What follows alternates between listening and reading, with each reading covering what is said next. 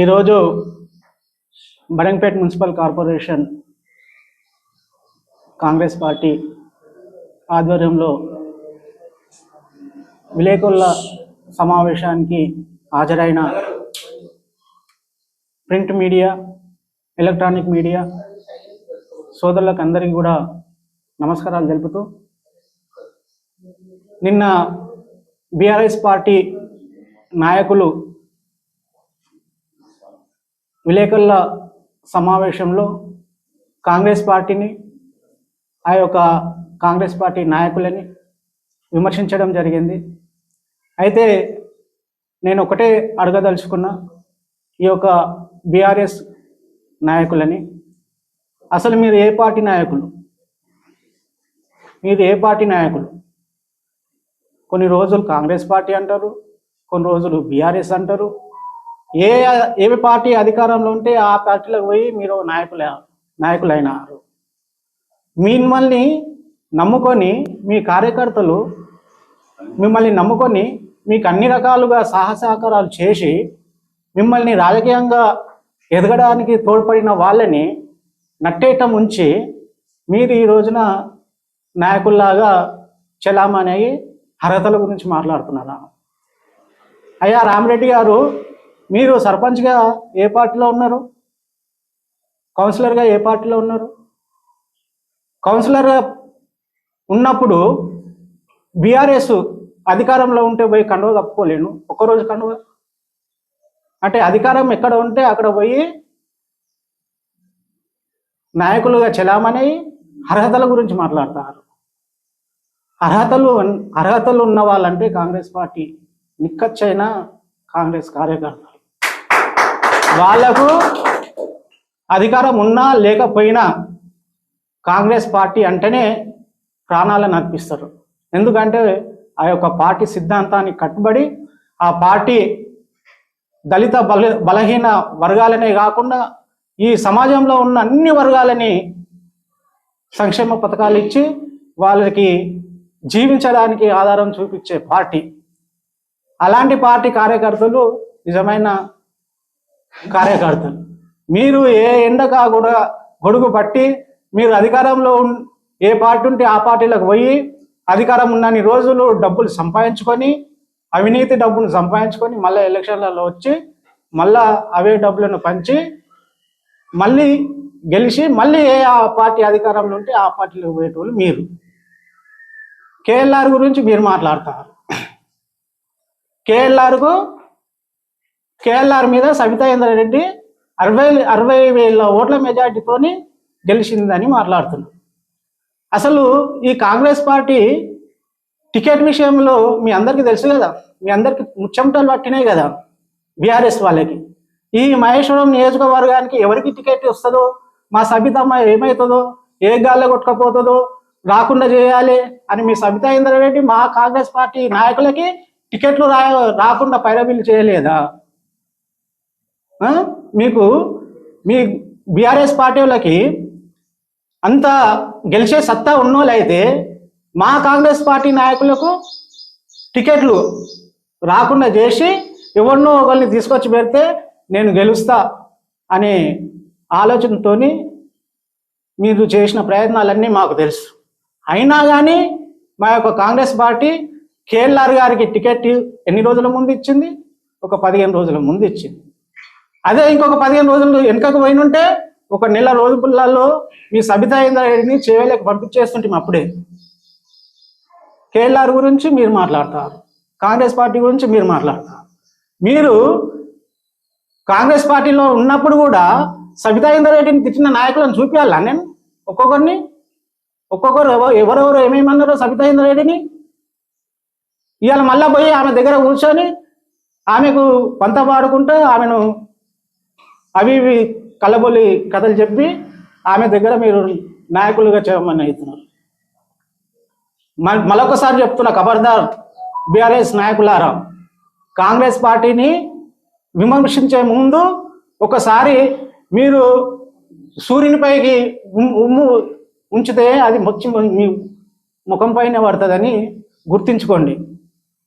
కాంగ్రెస్ పార్టీలో రాజకీయంగా ఎదిగి డబ్బు సంపాదించి ఇదే కాంగ్రెస్ పార్టీని ఈ రోజున మీరు విమర్శిస్తున్నారు. అసలు మీకు ఇంతనన్నా ఇంగిత జ్ఞానం ఉండాలి. మీ యొక్క నాయకురాలు ఒక దళితులు సిఎల్పిగా ఉంటే, బట్టి విక్రమార్క గారు సిఎల్పిగా ఉంటే, మీ యొక్క సబితా ఇంద్రారెడ్డి మీ నాయకురాలు, ఆమె కులం అంటే ఆమెకు ఎంత ఉంటుందో మాకు తెలుసు, మేము దగ్గరుండి చూసినాం. ఆయన ఒక దళిత దగ్గర నేను పనిచేస్తానని 11 మంది ఎమ్మెల్యేలను తీసుకొని పోయి కాంగ్రెస్ పార్టీకి ద్రోహం చేసిన నాయకురాలు మీ నాయకురాలు. మీ ముఖ్యమంత్రి, మీ పార్టీలో ఉన్న ముఖ్యమంత్రి దళితుని ముఖ్యమంత్రిని చేస్తా అని చెప్పిండు, చేసినాడు. దళితులకు 3 ఎకరాల భూమి ఇస్తా అని చెప్పిండు, ఇచ్చినాడు. దళిత బంధు ఇస్తామని అన్నాడు, ఎవరెవరికి ఇచ్చిండే, ఎంతమందికి ఇచ్చారు? మీకు ఎవరైతే వంత వాడతారో మీ యొక్క కార్యకర్తలకు ఇచ్చుకున్నారు. నిజమైన అర్హులు ఉన్న వాళ్ళకి ఇచ్చిండ్రా ఎవరికైనా? మీ నాయకురాలు, ఆమెకు మేము 2006 నుంచి ఆమెకు సేవ చేస్తే ఆమె ఏం చేసింది?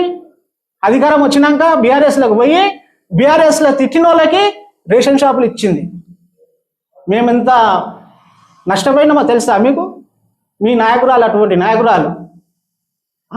ఆమెను మీరు అర్థం పెట్టుకొని మీరు సబితా ఇంద్రారెడ్డి అంటే ఖబర్దార్ అంటారు. మళ్ళొకసారి చెప్తున్నా, కాంగ్రెస్ పార్టీని కానీ కేఎల్ఆర్ను కానీ మళ్ళీ మీరు విమర్శిస్తే మీరు ఖబర్దార్. ఒక్కొక్కరి జీవిత చరిత్ర అన్ని తీసి బయట పెడతాం. మీరు అసలు నాయకుల్లాగా ప్రజల దానికి పోకుండా మిమ్మల్ని చేస్తాం. మీ నాయకురాలు అంటున్నది కదా, స్థానిక సంస్థల ఎలక్షన్లు పెట్టమని. స్థానిక సంస్థల ఎలక్షన్లు పెట్టడం ఎందుకు పెట్టాం? మాకున్నది ఆ దమ్ము ధైర్యం. కాంగ్రెస్ పార్టీ అంటేనే ఒక 130 సంవత్సరాల పార్టీ. అటువంటి పార్టీకి ఈ యొక్క స్థానిక సంస్థలు ఒక పెద్ద ఇదే. మంచి ఎలక్షన్లలోనే గెలిచినాం మేము, ఈ దేశాన్నే ఏలినాం. అటువంటి పార్టీకి స్థానిక సంస్థలకు మీరు సవాల్ విసురుతారు. రండి చూద్దాం ఇప్పుడు స్థానిక సంస్థలలో. మరి మీకు అంత సత్తా ఉంటే మనం మొన్న ఎందుకు ఎమ్మెల్సీకి పోటీ చేయలేదు? మీకు అంత సత్తా ఉంటే ఎందుకు ఎంపీలో పోటీ చేయలేదు? ఏదో మేము నోటికొచ్చినట్టు మాట్లాడితే అయిపోతుంది అని అనుకుంటే కాదు, వాస్తవాలను తెలుసుకొని మాట్లాడాలి ఎవరైనా సరే. అదే సబితా ఇంద్రారెడ్డి గారు, మేము ఆమెకు ఎంత కష్టపడి చేసినాం. మేమే కాదు, మీరు కూడా చేసిర్రు. మీరు ఇప్పుడు ఎవరైతే బీఆర్ఎస్ నాయకులుగా ఉన్నారు కదా, మీకు కూడా తెలుసు కదా, మీ మనస్సాక్షి తెలిసి ఉంటే చాలు. ఆమెకు ఎంత కష్టపడ్డాము, ఎంత చేసినాం. అటువంటి వాళ్ళని అలా మాసంటి వాళ్ళని అందరినీ రోడ్డు మీద వేసి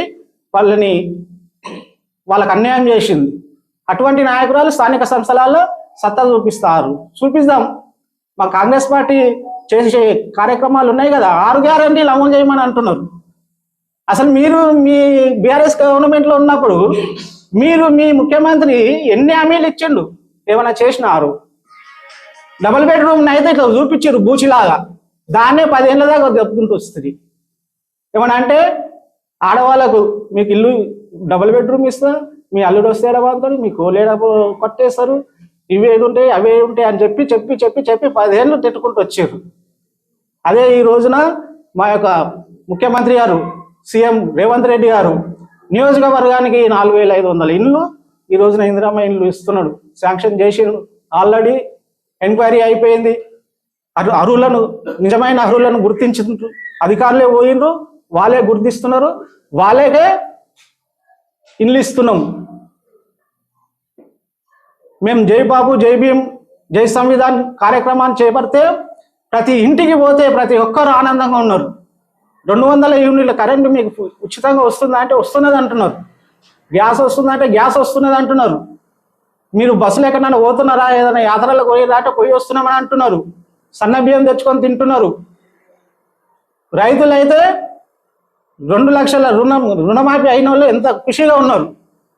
మీలాంటి వాళ్ళు అవినీతి డబ్బు సంపాదించి ఎకరాలు కొని 40-50 ఎకరాలు ఉన్న వాళ్ళకి వస్తలేదు అని చెప్తున్నారు.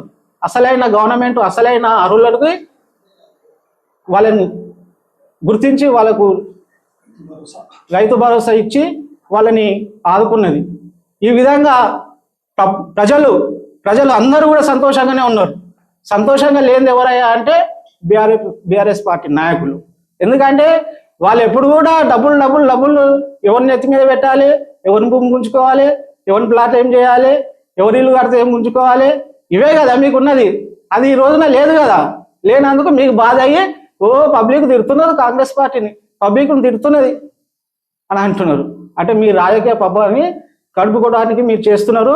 మరొక్కసారి కూడా చెప్తున్నా నేను, ఎవరైతే ఈ మహేశ్వరం నియోజకవర్గంలో కాంగ్రెస్ పార్టీని కానీ కేఎల్ఆర్ని కానీ తిడితే వాళ్లకు తగిన మూల్యం చెల్లిస్తామని ఈ సందర్భంగా తెలియజేస్తూ ఈ అవకాశం ఇచ్చిన అందరికీ కూడా ధన్యవాదాలు. ఈ వీడియో మీకు నచ్చితే లైక్ చేయండి, షేర్ చేయండి, మా ఛానల్ని సబ్స్క్రైబ్ చేయండి.